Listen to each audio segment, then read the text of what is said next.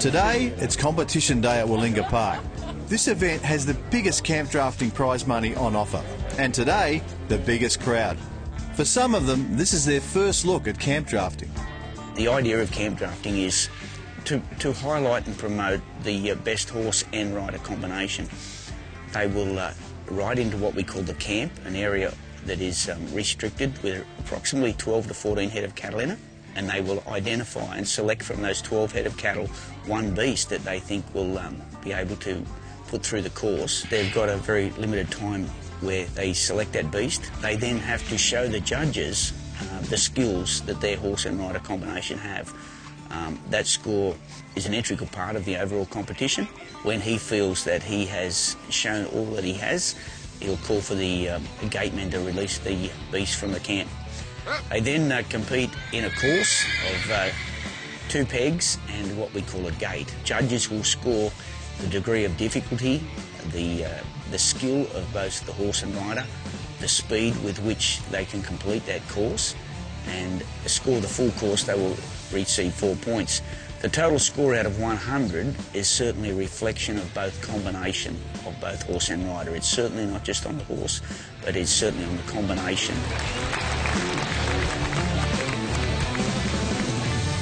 For Terry Snow's vision of exposing this sport to the rest of Australia, one way to do that is to bring in the big guns. Well, we went to the States and put it to Johnny that he should come out and compete for the World Championship gold buckle, which he was absolutely delighted to do. He loves Australia. He's a great Australian, even though he's now residing in the States. And he's an enormous personality, and he is a very, very fine man. I grew up in Australia and moved to America, but I went through all the youth disciplines here through Pony Club and Western Pleasure and all the events Western, and did some camp drafting. When I moved over there, it was to train cutting horses. It was 20 years ago. I was very fortunate to hook up with a man out of Richmond, Virginia, and I actually built the ranch for him and everything. So it's been a wonderful opportunity. The training the horses is the priority. So yeah, it's definitely a full-time job and a career. It's been quite a while since I've been here and been a part of this sport. And I think one of the big things with camp drafting is you're seeing it from any age. The males and females, everybody's equal, and that will never change because you've got the element of a cow and a horse competing, and that is what makes it a family sport, and it also makes it a very interesting sport. This is another step forward to, I really think, make it a professional sport, and it's growing at a rate that no one can get a finger on. As far as the whole weekend's going to be, it's outstanding.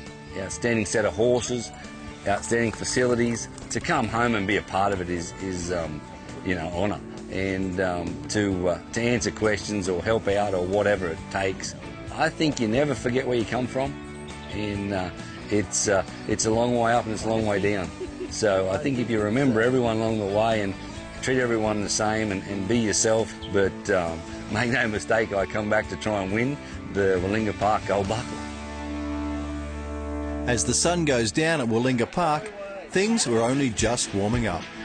Tonight's event is one feature that all riders have been looking forward to, the winner-take-all cutout.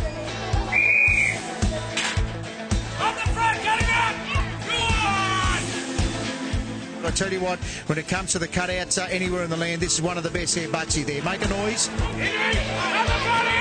For those at home that haven't seen this before, what we've got up here is a camp of 9 cattle. We've got 2 strong blokes on the front gate to try and hold that gate closed for as long as they can. These horsemen and horsewomen are going to bring these cattle up the front. They're going to cut one out of the group, and they're going to show these judges their ability to try and hold one up the front as long as they can and score a possible 26 points. We've got Scotty Shea in the camp. He's the guy who organised the cattle. He's the bloke who drafted the cattle. Now he's going to bring this young one up the front, and let's start to make a noise and show people that don't know camp drafting. Let's make a noise, shout it out.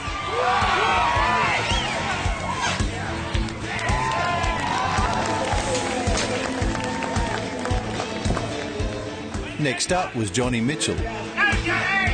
cutting horses in America is how he makes his living.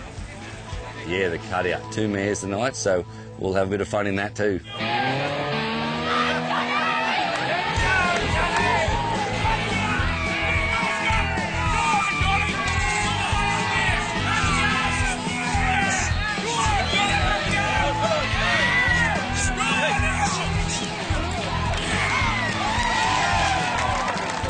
One by one, our horse and rider combinations show us what they've got.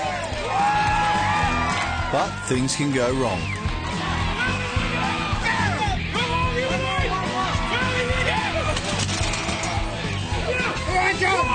In the camp, keeping the cow away from the rest of the herd is not as easy as it looks. Nobody feels embarrassed about getting the whip in the yard, what you call cracked off in the yard, because when you start to cut your steer out, you have a system what you call a drop back. That's if you lose your working advantage with the cow up the front of the yard where you're working. If you drop him back to the back fence twice, you'll get cracked off in the camp. And they use a stock whip to crack people off. So what is the secret to a good cutout? You've got to have the right horse to start with, and you only probably get one real good horse every 10 to 12 years. It's all really down to the cow. Like, you wait for a really good cow, you know, and people maximise their cow. And even with a sort of shit horse, you can do a good job with a good cow. When I'm picking cattle, I just want to watch the reaction off the horse. With a good soft eye, you know, and watching it, you can feel the cow watching with its ear. And if it's watching you and paying attention and not trying to get away too strong, but it's got some feel to move off, is what you're after. Another hot favourite for the gold buckle and the championship is Pete Kamitsky. Go on now! Up here! Up here! As with most equestrian sports, the footing is very, very important.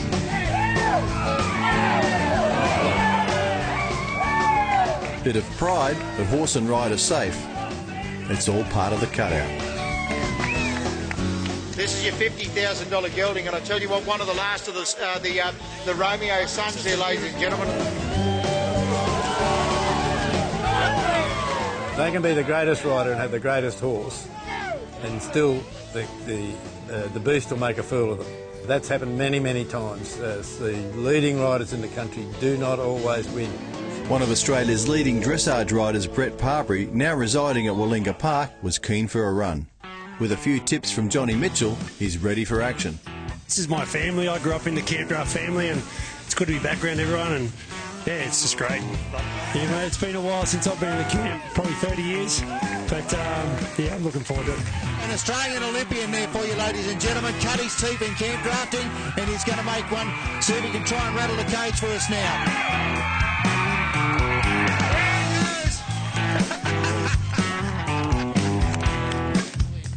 Tell us what you're feeling now. Oh, that was awesome. I might give up dressage and come back to this. All Scotty Bandy has to do is get this cow out the gate and he's home and hosed.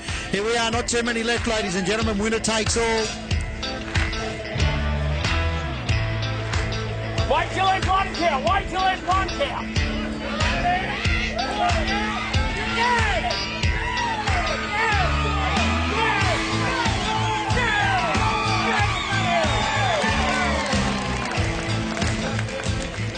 And we've got ourselves a winner. This is a guy that's won the Man from Snowy River. Probably one of the, in more recent time, one of the best saddle bronc riders the country's produced. Well, I knew there was some pretty good scores in front, like 23s, and yeah, I just tried to get him up the front and take control of the cow, and yeah, horse worked good, so yeah, it paid off. He's winner take all. There's no good going in there with a safety net. He's got to throw everything at him and hope it pays off. Even though they're tough competitors, there's a lot of respect between all the camp drafters. Yeah, I think it was the cheering. Yeah, well, definitely. Thanks, Chris. Thanks. Good on you. Well done, bud. Thanks, mate. Thanks, mate. Good on you. More Outback Cowboys after the break.